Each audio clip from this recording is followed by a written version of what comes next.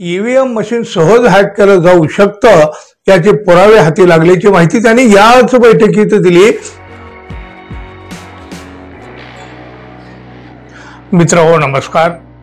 आपल्या देशामध्ये बहुसंख्य लोकांचा या मतदान यंत्रावर म्हणजे ईव्हीएम वर अजिबात विश्वास उरलेला नाही। म्हणून तर बॅलेट पेपरवर निवडणुका घ्या, बॅलेट पेपरवर निवडणुका घ्या असा आग्रह कायम आहे। महाराष्ट्र विधानसभेच्या निवडणुका झाल्या आणि या निवडणुकीचा जो काही निकाल आला ना, ईव्हीएम वरील उरला सुरला विश्वास देखील उडून गेला। महायुतीने विक्रमी बहुमत मिळवून सरकार जरी स्थापन केलं असलं तरी ते सरकार जनतेचं नाही तर ते ईव्हीएमचं सरकार आहे असं विरोधक तर म्हणतात, पण सामान्य जनता सुद्धा हेच म्हणते राहो। सोशल मीडियावर याचं प्रतिबिंब स्पष्ट दिसून येतं। आपण रोज पाहतो आहोत या गोष्टी। निवडणुका बॅलेट पेपरवरच व्हायला हव्या ही तर लोकांची मागणी आहे। ही मागणी तशी जुनी आहे। वर्षानुवर्ष या देशातले बहुसंख्य नागरिक ही मागणी करीत आहेत। पण आजच्या लोकशाहीत लोकांच्याच मागणीला काडीचीही किंमत उरलेली नाही, ती दिलीही जात नाही।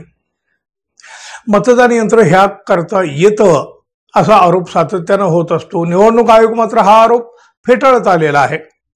आता मात्र अमेरिकेच्या गुप्तचर विभागाने एक प्रचंड खळबळ उडवून दिलेली आहे।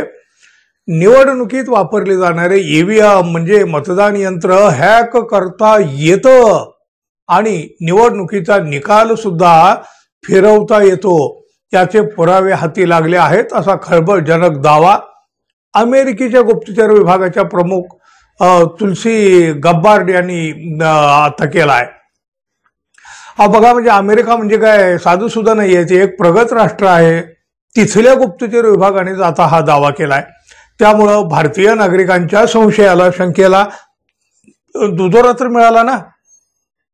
टेस्लाचे प्रमुख एलन मस्क यांनी ईव्हीएम वर आक्षेप घेतला होता आणि त्यानंतर आता अमेरिकेच्या राष्ट्रीय गुप्तचर यंत्रणेनेच ईव्हीएमचं पितळ उघडं पाडलंय। गुप्तचर विभागाच्या संचालक तुलसी गब्बार्ड यांनी मंत्रिमंडळाच्या बैठकीतच हा गौप्यस्फोट केला। ईव्हीएम मशीन सहज हॅक केलं जाऊ शकतं याचे पुरावे हाती लागल्याची माहिती त्यांनी याच बैठकीत दिली। त्यामुळं जगभरात आता ईव्हीएम या विषयावर पुन्हा चर्चा सुरू झाली। भारतात तर काय हो, भारतात तर मोठी खळबळ उडाली। आता ईव्हीएम बाबत हे पुरावे आमच्या हाती लागलेले आहेत, आमच्यासाठी हे मोठं यश आहे असं देखील गब्बार्ड यांनी म्हटलंय।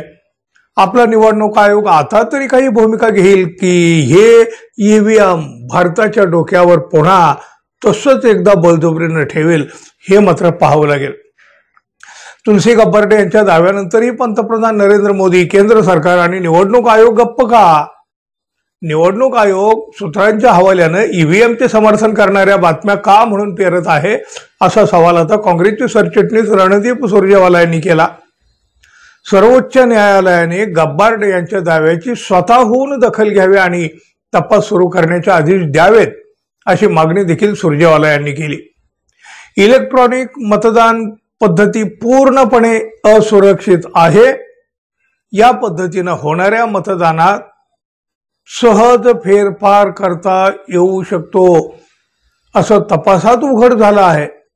हॅकरसाठी हा तर अगदी डाव्या हाताचा खेळ आहे। यामुळेच मतदारांना निवडणूक व्यवस्थेवरचा विश्वास कायम राखायचा असेल आणि निवडणुका पारदर्शी करायच्या असतील तर देशभरात बॅलेट पेपरवर मतदान सक्तीचे करण्याची आवश्यकता आहे असं या तुलसी गब्बार्ड यांनीच म्हटलेलं आहे।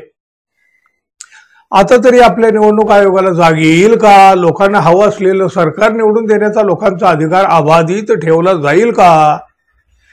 खरी लोकशाही प्रस्थापित होईल का? प्रश्न प्रश्न आणि प्रश्न, उत्तर द्यायचं कोणी?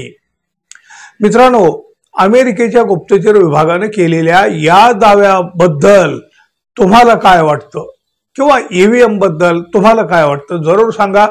आणि आपण अजून आपल्या चॅनलला सबस्क्राईब केलं नसेल म्हणजे सबस्क्राईब करायचं राहून गेलं असेल तर कृपया सबस्क्राईब करावं ही अपेक्षा आहे। धन्यवाद। पुन्हा भेटू, तोपर्यंत नमस्कार।